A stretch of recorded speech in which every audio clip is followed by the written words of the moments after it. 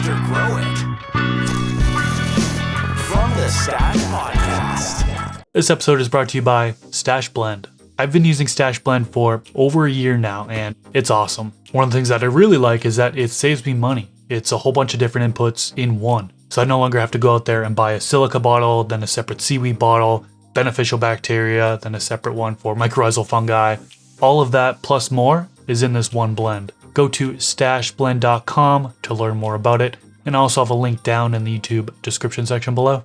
A huge shout out to AC Infinity. They recently released their humidifier. This is an easy top fill system that allows you to adjust the moisture levels from the outside of your tent. It connects to the controller 69, which makes things so much easier to use. You can follow it on your app. You can see it from outside the tent without ever having to step inside. If you head over to acinfinity.com, use promo code THESTASH15, you can save a few dollars off not only the humidifier, but all of their products. And while you're at it, thank them for being a sponsor of today's video. Here we go, boys. How's it going? Hey, Welcome back from the Stash Podcast. FTS. We got a guest back. You may have recognized him. It's the second time on the show, in person too. What up? Good to see you, bro. How you doing, bro? Swank. Wonderful, man. I Yeah. appreciate Swank. you guys for having me again. Thanks for coming in, was- man. It was a great conversation last time. I feel like that happens every single time we get together. I know. On and off camera. It's just vibes. That's what I'm Yeah, saying, for man. sure. Literally since the first time meeting and now he's in the corner rambling on about the industry to like everyday life stuff, man. Just the vibe. It's the Yeah, homie. it's dope because like when we first met, none of us knew who any of us were. Like it was just an organic vibe. Yeah, man. Yeah, I think absolutely. one thing that we related on so much was just the passion. Like I remember first hearing you speak, and there was just, you could just feel the passion coming out of your voice, you know, about everything. Yeah. And then we're like the same way when it comes to kind of this industry and home growing and all that stuff. So, Yeah, it's my whole life, man. It seems like every time I'm with you, I get to enjoy the best genetics I've ever had. Because I'm always having some good. You know? Appreciate that, bro. And so, yeah, I appreciate that too. Absolutely, man. I think that's where like a lot of people underestimate the power of genetics and how important it is, man. You're somebody, we talked a lot about phenos and the difference of like just generic stuff that the market sees as what's hot and versus what actually is what the consumer wants. Yeah. Consuming rosin and flower makes you really know about terps and makes you know about things that I feel like mainstream consumers may not have been hip to, so to speak. For sure. You know, but it's like it's coming. We're starting to get there. You see that going to events around, different, whether it be Las Vegas or Michigan or California. Terpenes seem to be a big conversation all of a sudden that never were a thing. Yeah, I think because people are realizing that the entourage effect is very real. You know, you can even see it to me like in just the difference of concentrates versus flour. It's like the amount of times that you'll have flour and you'll try it and then you'll take the rosin from it, and because it's live and not cured, there's a completely different effect to it and a completely different smell to it and a completely different taste to it, and it's within the same flour that made the same rosin. There's just that weird. I feel like people just are starting to, because there's so much of an abundance of various options of how to consume a given genetic, that it allows a lot of breathing room for people to be like, why is it always different? Why is the flour different than the rosin, different than the BHO? And then even within rosins, why is the batter different than the cold cure, or different than like the fresh press, or different than the diamonds and sauce? They're all different. And I feel like it's just because of that. It's just because of the fact that there's such an abundance of it. The nation's getting educated, and I think it'll take some more time for people to fully understand it. Because I mean, I'm 20 years in, I still don't understand it. There's a lot to it, man. A lot of science behind it. I think that's where like the consumers kind of have an idea. Like back before the days of now, like it's crazy going into stores and not having a smell container. Like people like you just tell you what the name is and the THC percentage, but like back in the day, you'd walk up and somebody open it up, like, check that one out. Yeah. Check that one out. And there was never, ever a conversation besides anything but the nose. Yeah. You take a quick gander. Usually the look came after the smell. Yeah. You'd open it up and then take your look. Like that was just the process. And it's like that part's been a disconnect for the mainstream consumer because a lot of places don't allow you to smell it. We went to New Woo, whatever, and it was just awkward. I'm like, I can't. You couldn't even pull it. You purchase. You couldn't bring your own. Obviously, you had to purchase from there. I brought my own. But you rolled it couldn't. up. You couldn't even. You right on couldn't. the counter. You couldn't open this stuff up. They wanted you to take this stuff directly outside. You couldn't what's crazy- smell it. It was nasty. What's great? I mean, a long time ago. I don't even know if they still do it, but they used to have this like hidden room that you'd like walk through this like crazy door, like this, I don't know, it was like this weird hallway they created, and then it opened up to like this pretty cool vibe. But like they used to throw these parties there and have like vendors do basically cultivations direct to consumer, it's completely illegal in Nevada. Like cultivations have to go through a retail. There has to be somebody between the cultivation and the end consumer, and that has to be a dispensary. But because New Woo is Indian, I believe it's Indian. Basically because of like how it's set up and the way their licensing is, they were just like, yeah, we're gonna do whatever the fuck we want. And then for like a couple of years they were doing this thing where like they were just letting cultivations set up booths and sell direct to consumer at like these crazy low tickets, but still making way more than they would make selling to dispensaries. You know what I mean? And being middleman, like. Yeah, so I only know New Woo from that, but I haven't been there since they opened up the lounge and done all that. You're not missing anything. That would have been the vibe. That would have been the vibe. They hit us with the same thing we did with our studio last time. Yeah, you can smoke here. Outside. Outside. And it's cold as hell. Freezing cold. And there was a dude out there. Literally, there's a guy like dancing for a while, and he's like crazy face. He looked like that dude from Training Day. He was like, "You ever get your shit pushed in?" And he's sitting there, and he's like his dance is like a stab motion. And I'm like, Chris is like, let's move over there. Yeah, thanks, dude. So weird. Appreciate the dad vision there. Saved my life. Yeah, there's wildcats out here, bro. Yeah, absolutely. And that's the thing is like, when you go into these stores, you don't get the opportunity to even see a terpene listing. Some vendors or some grows you probably do, but the ones that the bud tenders are trying to push in the direction to, absolutely not. The price point's ridiculous. And that's because it's always just a bestseller. Like it's always either what's oldest on the shelf and then you do a product, and like their manager shows up and is like, hey, so today all we're moving is Blue Dream. Like that's it. Had it for 9 months. That's gotta go. and then you walk in and you're like, yeah, I'd like a really good indica, something strong, like nice earthy tone. And they're like, yeah, I got this Blue Dream for you. That's like on sale. And they just shove down your throat that you don't even want, and then like you try to have a conversation. It's ridiculous. The ones I love are like the bud tenders that will act like they have every bit of understanding of what they're talking about when they have none of it, and they're just like rambling for the sake of like some pitch that like some other dickhead that knows nothing about the industry wrote for them.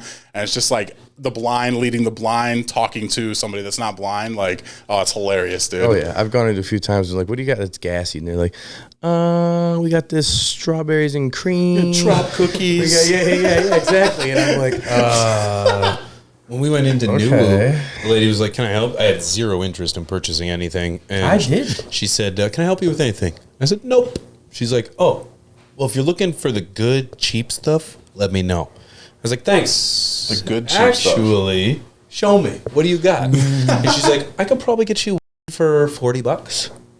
I was like, what's just weed for how $40? Much? Like, what do you like? What is this? What is this proproposal you're giving me? What's I can get you for $40. What, a gram? She was in the dispensary? Yeah. Worked there. Yeah, she was behind the tail. I feel like maybe she was just an imposter that snuck in after we had already got there and was just like, hey, I like these guys. He was doing that night. He was dressed the best when we went to Topgolf, and he was kind of shunning people out. He looked like a manager. I remember going. I was wearing a suit. I was in a suit. We went to the Golden Steer. And I told these people it was time to close up. They're like, go. You look like a manager. Go tell them. I was like, yeah, okay, guys, it's time that we leave. Eh? We're closing here. You guys, yep, no problem, sir, no problem. I don't know why, but I struggle to picture you in a suit, bro. Oh, he looked like a pimp. That's good. That's good. That's with all due respect. Nope, I just don't picture you in a suit. No, that's good. I like it like that. Bigelow, Canadian Gigolo. To circle back to the comment you made like 35 seconds ago, you said you did have interest in buying something from because there? I'm always I try to go with optimism.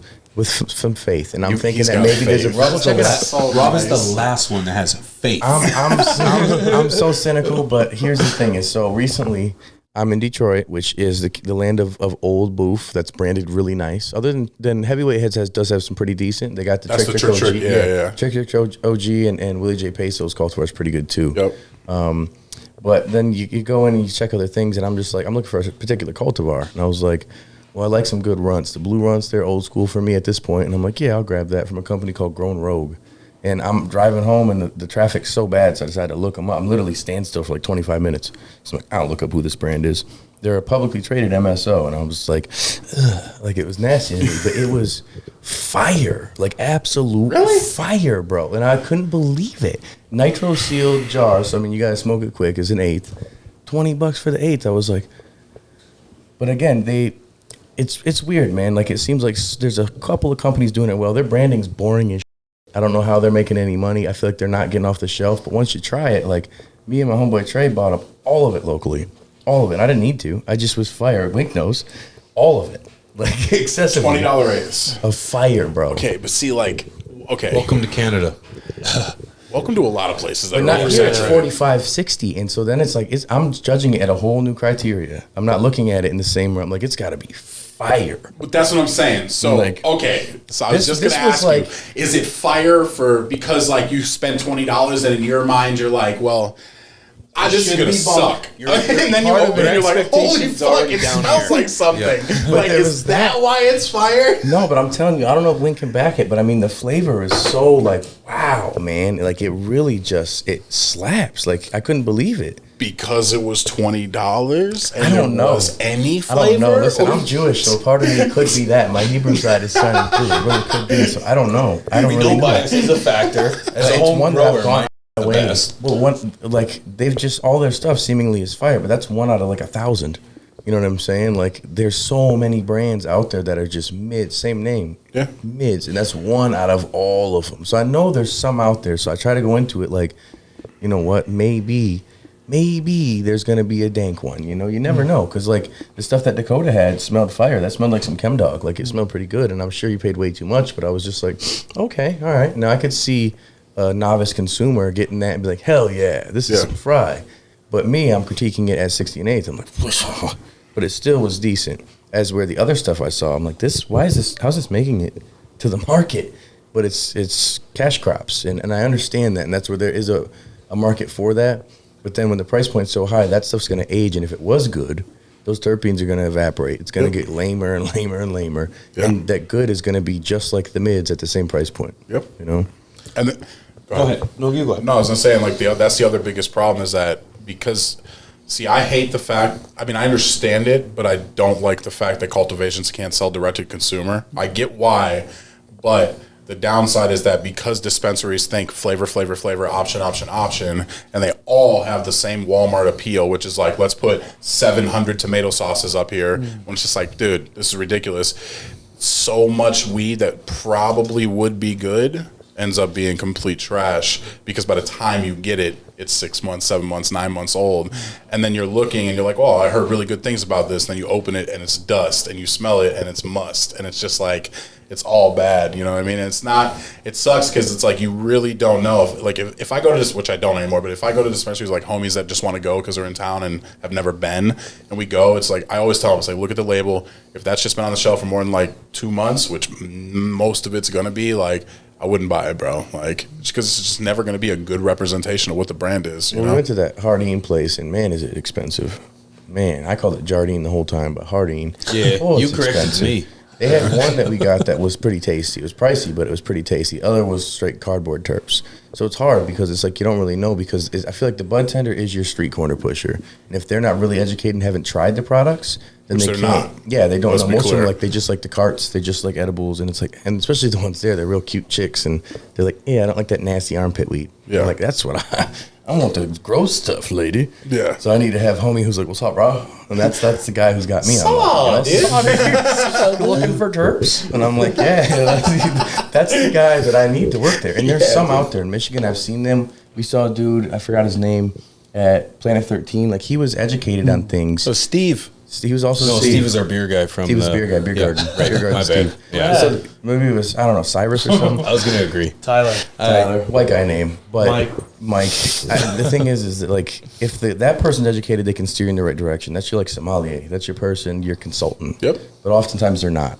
So you run into what you're doing is looking at the numbers, the names, and the packaging. Yep. Which, because of a lack of education, everybody just goes THC. Like, what's the THC percentage? THC percentage. That is changing now. Now I know, Chris, you've got a future that's bright here in regards to genetics. Yeah. Chris wanted to dive into a conversation with you that I think is really exciting, and because I don't want to steal it from him, in regards to the flowering and. Oh yeah, and- just talking about like growing. Yeah, I wanna get into You this. have a lot of experience growing. In the last episode, we didn't get to touch on that at all. So Yeah. I love to dive into that.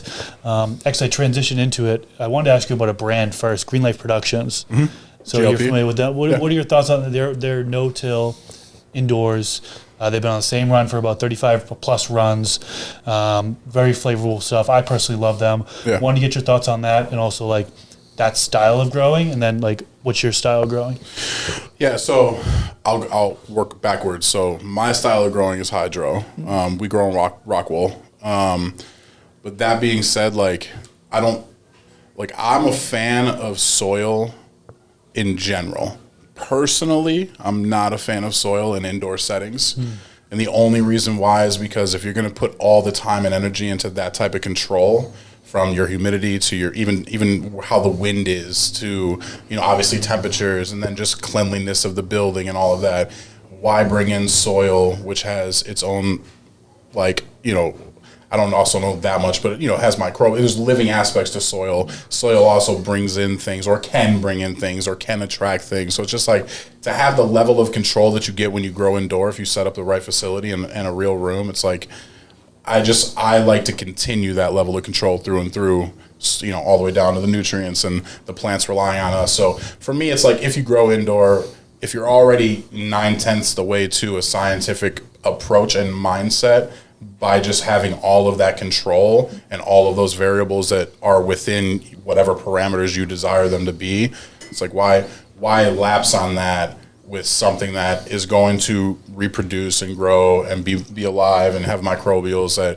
and not that it's bad, but it's just like why have that one factor that you can dial your soil in to get incredible flower, but it's just that it's not exactly the same every round. And it's just like, to me, the repeatability of doing indoor is why I think it's cool. Well, I think the people that are growing organic would argue that their flavor is far superior in an organic living soil method versus a precision. What's your thoughts on that? I don't disagree. Like, I think that there's 100%. I'm not a person that does the whole better worse thing. I think that if you can show me good, then I'm just like, yo, you did great, bro. Like, and we can talk how you did it afterwards. I just care about the end product first. So it's like, I'm not a dude that hates on anybody's tech. Right.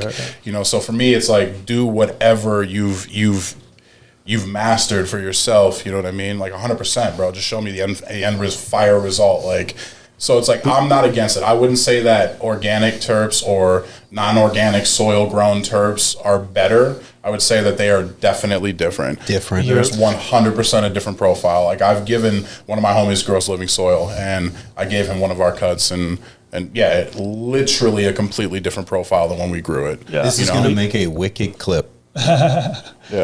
That'll be a good one. Yeah. So your hydroponics, is it recirculating DWC system? All hand water. Oh, okay. All hand water. I don't trust a man who doesn't hand water his all place. hand water for one, and for two, we also pot. Okay. So Grodan, I'm sure you guys are familiar with Grodan. So they make a product called, I believe they're called croutons, but they're basically like 10 centimeter by 10 centimeter squared little cubes.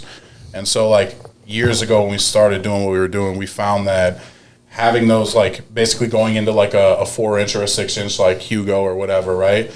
From your clone cube into like one of those, let it veg out a little bit, and then as soon as you obviously start popping roots, we transplant into 3s, so we go into like a 3-gallon, but then we use that loose crouton as the media to put the cube into, and basically it's like the same concept with Legos is kind of how I found it. We get extremely fast rooting rates just because there's zero resistance, because there's no compacting when we water, right? And because they're all squared cubes, it's like imagine a box of Legos. They all kind of just jaggedly land on each other, and you have these massive pockets. So those pockets allow for like obviously oxygen, and then they just allow for the roots to have zero things to fight, so they move. So like I found that we get much faster rooting times, much more vigor and faster growth in the veg state, like by far. Flower is obviously flower. We're not finishing faster in flower. I've heard that conversation a couple of times. That just makes no sense to me. It's like the flower's gonna flower when it flowers, but like everything leading up to it, we definitely expedite it by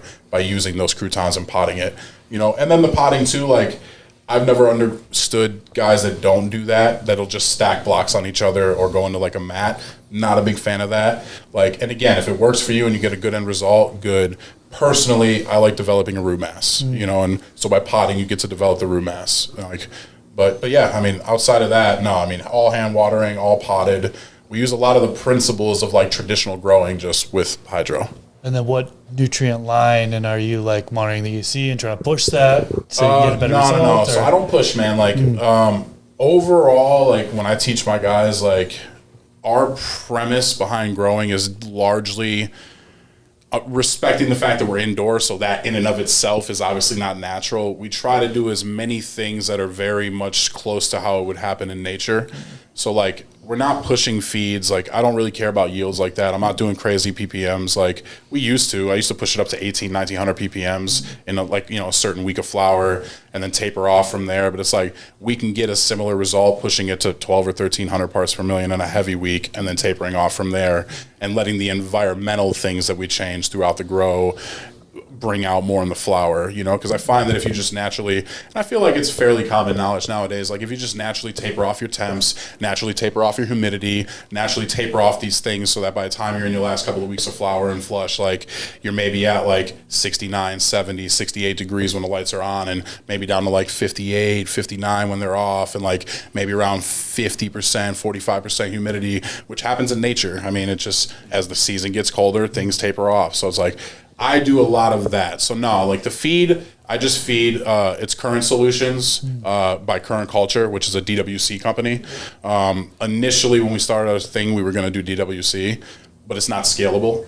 And it's just, by the time you account for all the weight of the water, it just gets insane.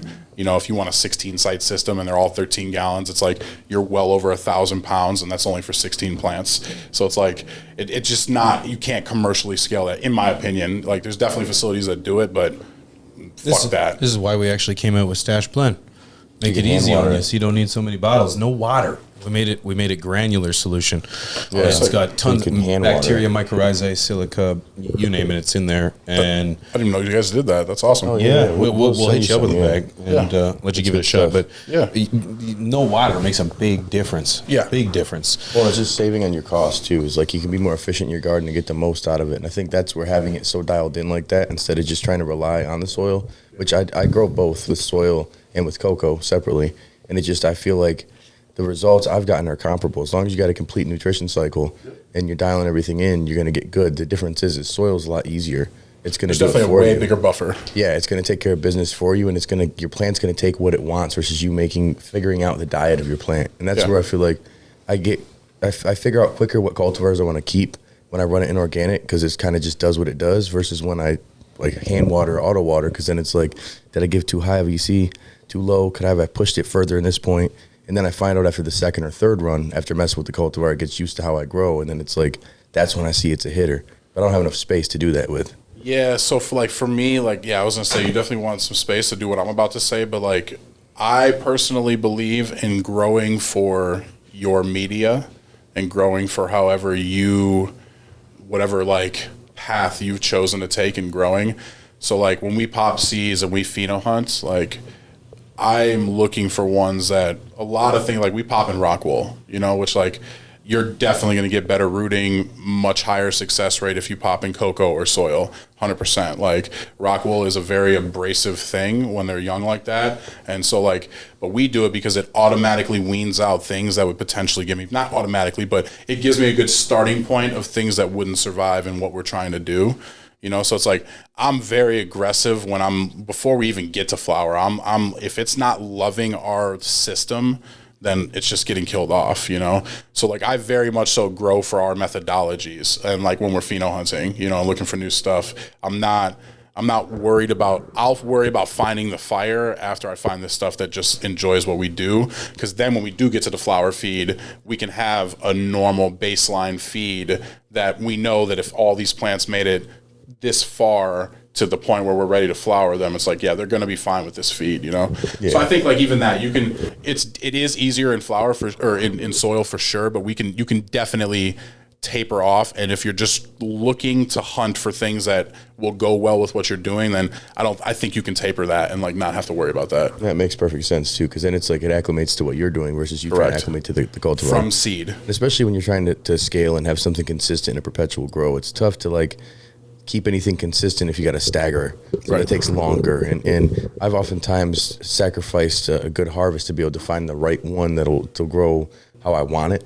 Versus me trying to force it into my style. And I think that's where I should just let these things go before it gets that far. Yeah, because eventually you'll find it. Yeah, then you'll find your different seed pack somewhere. Eventually you'll find everything that one you were like, it just has everything but It's like, nah, you'll find it. Yeah, that's the beauty of it, bro. that. Like, there's so many different ones out there, man. I tripped up about the headbanger, which comment section will be like, I knew we'd mention headbanger, but now I got sherbet cream pie, so I mention that every time. and you find different ones that you like and ones you prefer, and I think a lot of people get caught up on wanting to keep up with the Joneses and what's hot. Yeah. And that's not always the best option, because then you'll end up waiting forever to find this cultivar that works well with your grow. You get a GMO, it's 13 weeks, and it staggers your whole setup, which, man, I need some more of that GMO. Got you, bro. That's just like, there's a variety of cultivars that I don't feel are for everybody or every media. And then there's others where if you're a hobbyist and you're just growing in a tent at the crib and you just, whatever, you don't smoke like I do, then you're fine. Go ahead and experiment and try it out. A bunch of pheno hunts. But growing for production and growing for personal use, you got to find a balance, because if you smoke a lot, I need both. Yeah. And I'll be honest, like, wholeheartedly, I mean this, I do not care whatsoever about production. I'm just very much of the mindset, like, the whole reason that you're going to get good at this is if you do what you love, like, and you just, like, I don't care about what's trendy. I don't care what's popular. I'd rather be somebody attempting to set the trends than somebody that's always following them. You know what I mean? And it's not to say that it's bad to follow trends. Like, you can make plenty of money and you can be very successful doing that, but it's just like, I just would rather try to pave the way based off of my nose, my likes, my interests when it comes to the plant. Like, so I grow strictly off of what I like. I mean, there's plenty of things that, per commercial standards of, like, using like, say, a gram a watt when you're trying to figure out if you're going to keep it or not, like, whatever, like, yeah, we have strains that don't hit that whatsoever. Plenty. Some of the best I've ever had. For days, I'd never be able to get gram per watt. And that's the problem, is that a lot of times, anytime real stoners get into a room and start smelling jars, the things that everybody unanimously goes, holy, what is this? It's always some that's going to have. It's not. Be like, oh, I get like a half pound of light. And you're like, fuck. Or it's like, well, how does it wash? And you're like, oh, it washes at like 1%. You're like, oh my God. Dog. Right. No, it's so you're true. That's so the true. difference between corporate versus culture. Yeah. And we are now seeing that pivot between corporate to culture. Corporate's losing right now. Huge, and we it's are winning. It's helping everybody else. And when we talk about, for the last, it's been legal in my country since 2018, and when we talk about chasing that THC percentage, that's been the case for the last 4 years. But now people are really looking for something that speaks to them. Yep. They go to the dispensary and they're trying to get the same thing over and over again, thinking they're going to get that same effect, that same entourage, that same journey. Yeah. But it's not happening. Nope. So they were starting to realize, well, shoot, it must not be this one number on here that I'm chasing, because I had this one and it was 20%. I had this one, it was 20%, but this one tasted, felt, just everything. Yeah. And so I know when we went to MJ BizCon, this is months ago now, but when we went to MJ BizCon, you could really tell the difference between the years before we had gone versus to this time, because it felt like this was being run by our culture. When we went out there the very first time, there was no smoking section. They put you out back in the beaming sun, with and it was chain link. We were on the garbage and all cans. the forklift drivers have money. You remember. You remember. So good. And then the last time we went, well, now we had a full designated smoking section. Yep. And then this time we went, not only did we had a full designated smoking section, there were food trucks, there was live music, there was hot dogs. They're speaking to us. They're speaking $30 to us. hot dog is crazy. I wasn't buying food, but what I'm saying is that music was free. So I'm just it's very clear now that the money is drying up, and I mean that in terms of big investment, big business. Dumb money's drying up. Dumb money. Easy grab money. Yeah, that's right. Yeah. It was easy grab money. That's drying up. Yep. Now people are becoming conscious as consumers, and they want something that speaks to them. Yeah. And we're seeing that pivot now. Yeah, because large MSOs are literally losing their ass. They're all banking on the same thing, and that's the problem with the MSOs, is that every single one of them, they can pitch it however they want to their investors that are, sorry to say this, but dumb enough to invest in them.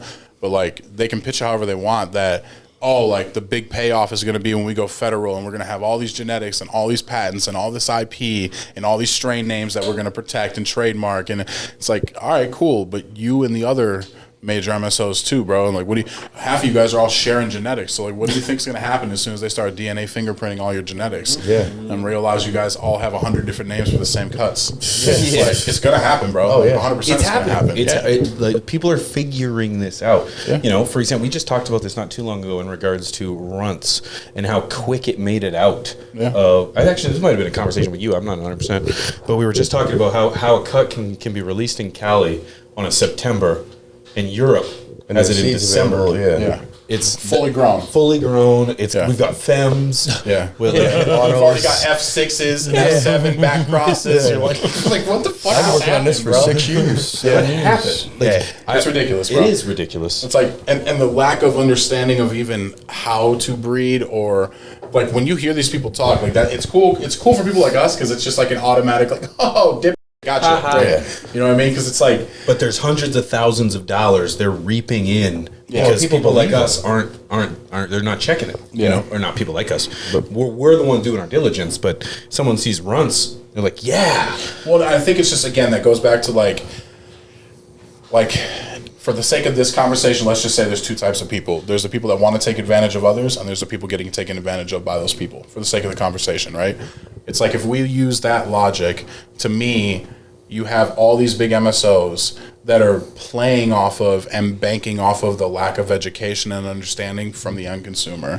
Like, when you can talk to 10 stoners that are new to this, and you bring up anything pertaining to what's an indica, what's a sativa, what do you like, what do you dislike, like, the conversations are so not, like, we're just now starting to scratch the surface of understanding.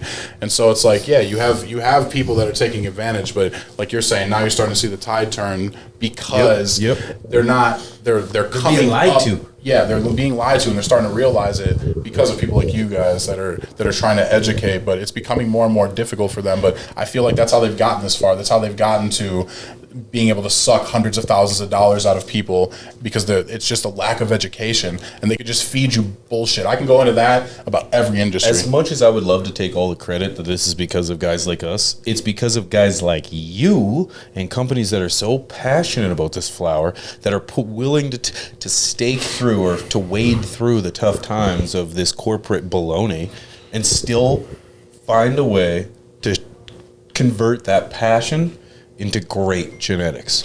Yeah, because they're out there. They're out there. It's not like, you know, the suits are telling us this is, maybe they are, this is it. This is the number one thing. No, it's you're getting this 35% THC, but yet this 12%er from a local craft grower ringing your bells. is ringing your bells. Yeah. And it's checking all the boxes. Everyone. They're being lied to. And this is because the passion is still there. And that's what keeps the fire burning. Yeah. That there's a future here. And, you know, you've got a future. Swank Genetics, right? Yeah. What's the future for Swank Genetics? What are you looking coming for? up, or what you got Yeah, going? so we've basically just been doing nothing but breeding for the last 5 years, and that's kind of why I don't think we touched on it last time, is that it wasn't at a point where I was ready to.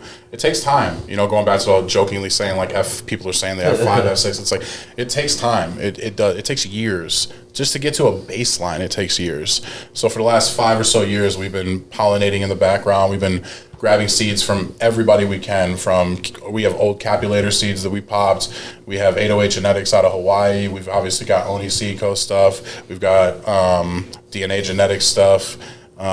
Even some Seed Junkie stuff. Like, we've popped a lot of beans over the last 5 years of everybody that matters, that has anything that's fire, and just trying to find stuff. We just grabbed some aficionado stuff. So it's the fact that there's so many people that don't want to give credit and pay homage to all these other great people that are doing awesome shit, it blows my mind. But it's like, nah, bro, like, I'm popping super awesome seeds from great companies that have a much longer standing in this community than me, and we're looking primarily for males in the beginning, and then we stockpiled a whole bunch of males, and then kind of just took traits on them. And I actually saw something with Aficionado where he said, like, grow your males out all the way, like, recently on a podcast. And he was like, you should grow your males out all the way. And the dude that he was talking to in the podcast was like, well, what? Like, I've been breeding for like 30 years. Like, I just grow them till they pop and pollinate and kill them off, you know? And he's like, no, grow them out and they'll show you some cool traits. And it's funny because, like, the whole time we've bred, I've never done that either. You You know, like we just get the pollen and we toss the plants. Like, but he's like, no, I mean, they'll still express. You'll be able to do good stem rubs on them once they're fully mature and get an idea. You'll be able to see like the vigor, the growth. Like they'll tell you so much about that male, you know, like even down to how many pollen sacs it'll create, you know, and produce. Like, I was like, huh. So like now we're doing that, but yeah, so we're getting ready to launch a whole seed project in 2024 in conjunction with a tissue culture lab. And primarily just because I think tissue culture is the future. It's already being used in commercial ag, and in a lot of states it's required for commercial ag. And I just think that it's a great way to combat like hops, you know what I mean, and combat any type of crazy viruses that are definitely plaguing the cannabis industry right now, especially on the legal side of the market. You know, so I feel like tissue culture and seed projects are where the future's headed, and we're just trying to, you know, make our name in that, while I think there's still room for people to make a name, you know, by just being good. I've tried. I was gonna say, it seems like everybody's a breeder these days. You know what I mean? Yeah, they're everywhere. So it's like it's why not? Gotta stand out. You It's like what's going to Yeah. hit. Yeah, it's like everybody could be a rapper too, and not everybody's going to be getting hits. Exactly. Well, and I think a lot of it too is like I think commonly people have a misconception between breeding and pollen chucking. Yeah. And then like, dude, like, listen, I'm not somebody that says pollen chucking is bad. I think it's great. It's a method. It's a method all to its own. And you're gonna get to fire. Some of the most fire genetics are from bag seed. That's freestyle rapping right there. Yeah. There you go, dog. You were on the metaphors last one too, bro. But yeah, no, 100%. Like, I don't think there's anything wrong with it, but I definitely think there's a big difference between pollen chucking and breeding. You know, like, I'm selecting males and I'm putting males into rooms, as I think every breeder that's really breeding is doing. Like, you know, and those males have a very specific purpose, and they're there, and I'm not sitting here and pulling pollen off and putting it up. Nah, bro, we let males go in the room and we pollinate, like, whole room, whole plant, and then we know exactly what's coming out of that lineage, you know, at least to the best of our knowledge, you know. So it's like, it's either you question everything or you question nothing, you know what I mean? Or to me, when it comes to that, it's like, am I going to question whether or not Oni or aficionado or whoever I'm getting seeds from, that when they write what it is on the bag, it is? Like, yeah, I think it is, you know. It's like, so to me, it's like you got to have trust in who you're getting the genetics from. But outside of that, it's like, once you start selecting your males and selecting your females and doing your stuff, it's just like, have fun, bro. Like, yeah, you know, just breed for you. So when you're popping genetics, what speaks to you? What speaks to you? Kind of define the male. You're looking for vigor. You're looking for a good stem rub. What are you looking for when it comes to good females, good genetics? What speaks to you? Definitely like tight nodes, but I mean, like, not from a yield standpoint either. It's always nice to have a nice pretty cola. You know what I mean? So to have a good tight nodes on all the colas is awesome. But primarily, it's weird because it's changed. Like, for the first probably 15 years I smoked, I was all sour diesels, master cushes, headbands, chem dogs, you know, like, that was everything I wanted. OGs later on, like probably 2012, 2013 when I got an OGs, but like, it's always been like that earthy, gassy, like, nothing sweet, nothing like fruity, nothing where you're like, oh, like, my girl would probably like the way that smells. Like, it's dessert. Yeah, it's like dessert. None of that. Like, and then now it's like, I very much so enjoy growing things that have a much fruitier nose, because I think I'm just fascinated by it. I think spending so much time around tree and it always having that pungent, it's like, to know that there's a plant like the one that I showed you earlier, like that live, it doesn't smell like weed at all. It just smells like candy. You're right. And I'm like, how is that even? It doesn't morning make breakfast sense. is how I describe it. You know, and then what trips me out is like, then you go, okay, well, I want to test that, and then you test it, and you're reading through like all the cannabinoids and the terpenes, and you're like, this is all the same cannabinoids and terpenes. Like what is it? The ratio that made it all of a sudden smell like candy instead of a bum's foot? Like, because it's the same shit, just different amounts of the shit. And it's like, how is this happening, bro? Like, so I think like now I get way more intrigued when I smell a plant and it's like, you shouldn't smell like that. You know, it's like, I expect it to smell earthy. I expect it to smell gassy or like musty or woody. Like, I don't expect it to smell like candy or like pancakes or like you hear that jokingly over the years, but then when you grow it and you find something like that, you're like, wow, dude, like, how is a plant doing this? Yeah. So yeah, I would say definitely for me, like, I'm looking for like all just crazy, funky. It's got to stand out, baby. It's got to stand out, but not in like a gassy, earthy way. Because I feel like there is no more standing out in that world. You know, like, you're not wrong. There's only so much earthy. There's only so much gassy. There's only so much pungent. Like, You're absolutely right. I Actually, don't find any more of that anymore. That's the problem. Is everybody feel like got that mentality, and I can never find it. Like I have to I never can find the funky. Surrounded by gas. Man, I can't. Canada must keep the everything's gas. either now gas Propane, or orange. fucking trailer everything's park orange. Everybody's crossed everything with trop. I don't like orange. Yeah, It's like a nasty super just boof. That's hot. That's the real one. Or was it Blackhead? Is what it originally was, or Black something? I don't know. But yeah, super boof is hot in Michigan, and it's got like the one we have is an orangey, tangy, funky. And at first, I liked it. Like Wink loves that kind of the orangeade, the anything that something leans for like everyone.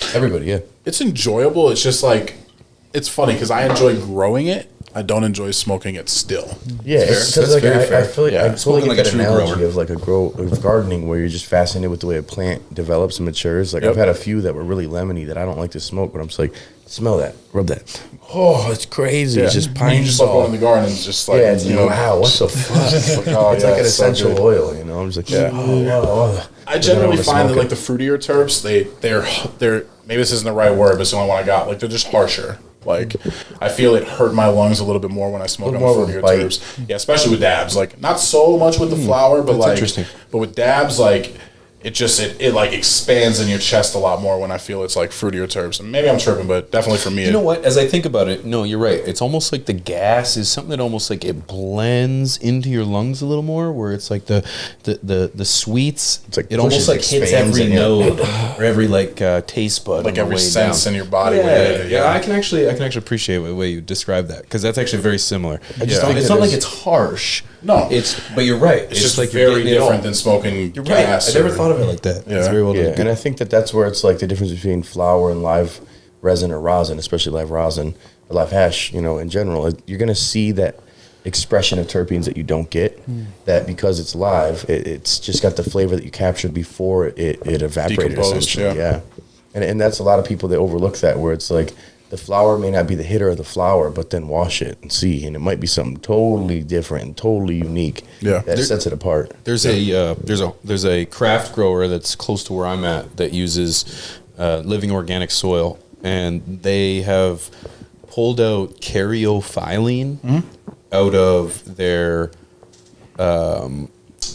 particular genetic that they're using, which is inconsistent with how this genetic has been grown every way up until this point. So it's like, the methods of growing are also going to add a different layer or variable to the terpene profile and things. So it's quite fascinating how much can happen to this plant based on the variables that you add to it. You even hear about like companion planting and planting, things like basil or strawberries close by, and that impacts the plant's flavors that it produces. Yeah, 100%. I think they do that with grapes too, if I'm not mistaken. I think when they plant like big grape fields, I don't know, like definitely don't quote me on this, but I'm pretty sure that when they plant grapes, like sometimes they'll do it in like places that were rich with like other types of like, I don't know if it's spices or herbs or what, but I'm pretty sure they do that with grapes, like to get different flavors out of grapes. I 100% believe it. Why wouldn't it? There's different chemicals, different makeups in each medium. So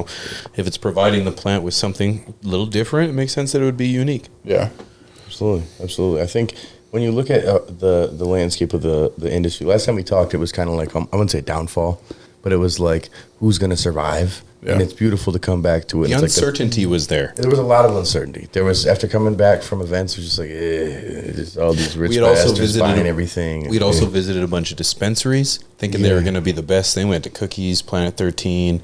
We purchased from all of them, and we were like, oh, okay.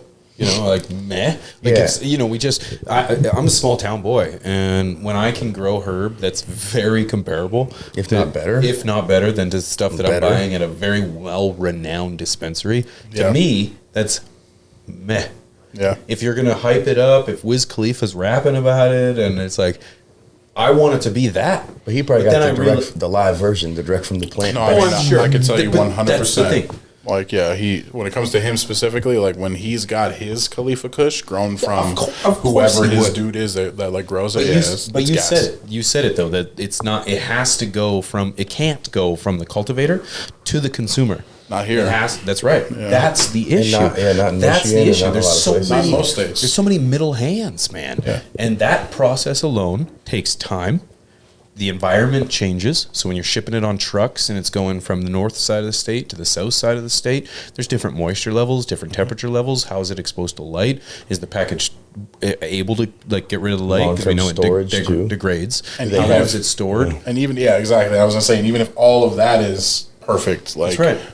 Well, there's only so many customers. There's a flaw with the system. Yeah. The system does not allow us great product because I see you like when you did it with Franklin Fields in regards to like this shit's boo, but then when you go to the facility and you're grabbing stuff right off the lot, it's just like, oh, how is this not the stuff I have? Yeah, how is this not somewhere have for so long? Yeah, somewhere. Waited for testing. And it's such a bad reputation. That Jungle Boys, Cookies, these Planet 13, But I they feel get like the it reputation. could be fire. I mean, it's like that sucks because like we get that crappy end product and now we judge it and then throw it out there that it's not that great, and it's like, but I know I gotta believe it's some. That's why I still give the hope. I'm like, how did it get this hype?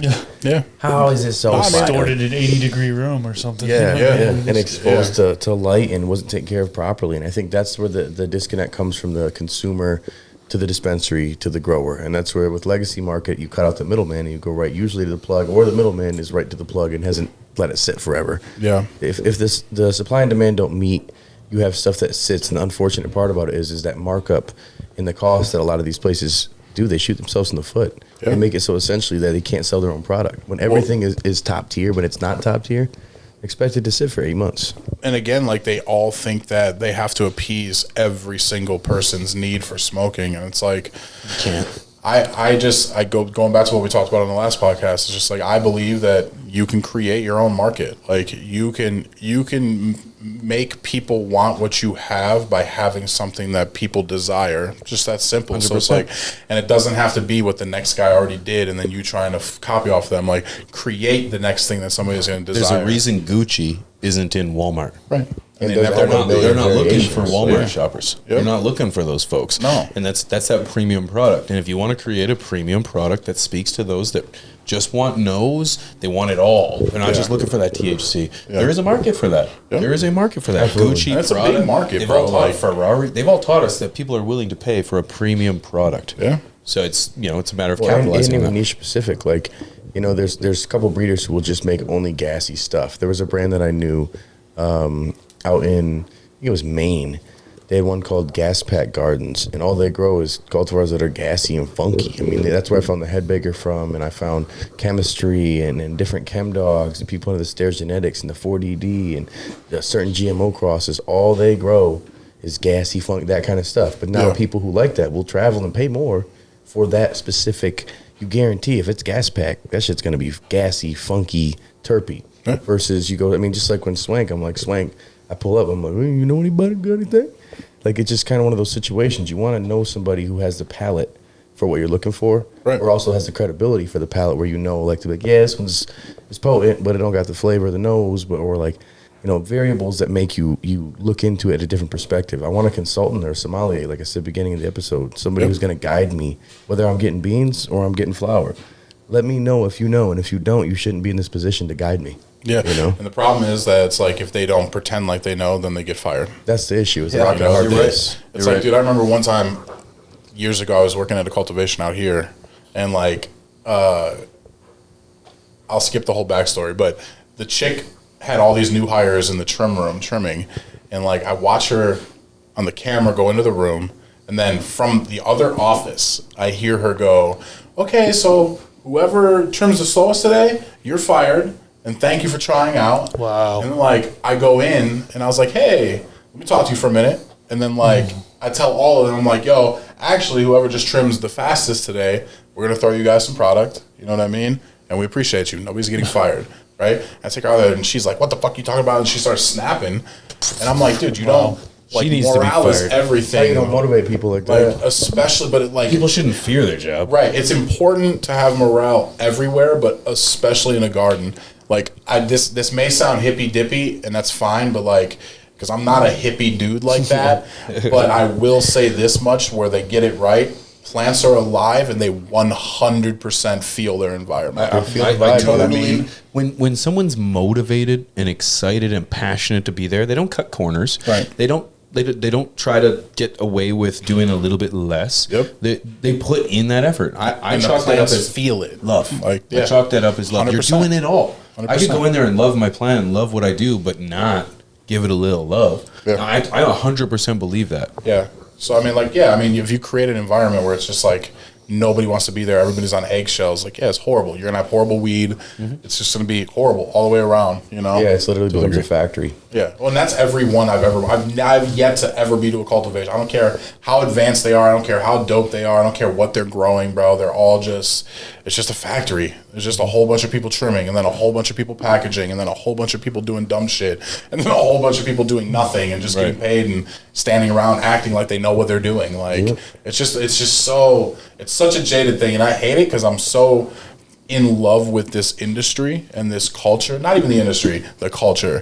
And it's just, The industry's part of it. That's fair. yeah, but it's just a constant uphill battle for anybody like us that actually could care about the outcome of what we're putting in our body for the sake of enjoyment or medicinally. It doesn't matter. Like, it's such an uphill battle for us. It makes it. There's zero, you look at anybody that's fire that really does it. None of them want to be in the legal side of the business. Right. None of them. And if they do, they want to try to take it from my approach because we can't get into the legal side of business without millions of dollars. And as soon as you take on those millions of dollars, now regardless of who you are as a person and what your character is and what you believe, you're beholden to the person that you owe millions of dollars to. So even if you're not about that, now you are. You have to So it's be. like, do you take the million or do you stay true to yourself? And if you stay true to yourself, then how do you You'll never make circumvent it. that? Or how do you circumvent? And in my case, it's tissue culture and seeds. It's the only way I can legally be a part of this community. I think you're this making the right economy. choice. You're You know what I making mean? the It's right like, but it's very disheartening, bro, because it's impossible to break into this market in any impactful way without having such an insane amount of resistance. By the time you get there, like, is this even worth it? Like, Yeah. you know? And I do believe that those times are changing. I do. We are on I a agree. pivot right now.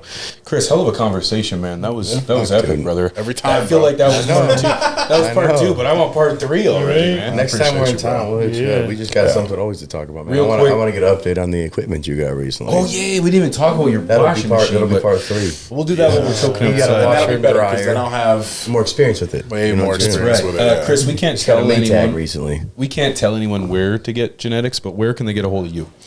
Just Swank Genetics, man. Just if you Swank Genetics, man, or Swank Tools too, man. yeah. Oh my So if you gosh. go online, obviously last podcast we talked about Swank Tools, and it's just on Instagram. We don't have any websites. We don't do anything like that. Just you know, as far as the genetics go, they're not available yet. It's a 2024 plan to get these dropped out and start offering people all of our genetics. Like, we're back crossing everything. We'll have regular seeds, feminized seeds. We'll have back crosses of everything because, you know, people want the opportunity to try to find Swank for themselves.